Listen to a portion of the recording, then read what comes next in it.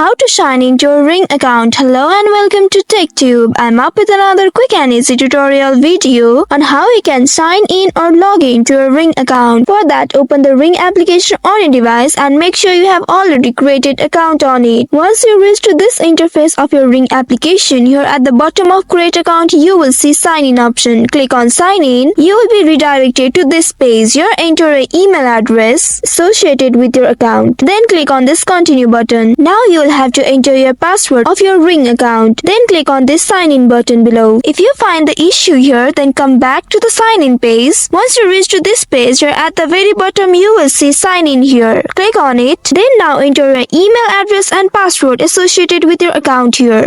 After entering all your details, click on the Sign In button below. It will take some time and you will be redirected to this page. Here you will have to enter the code that is sent to your mobile number associated with your Ring account. Wait for the code and once you get it, enter it here. After entering the code, click on this Verify.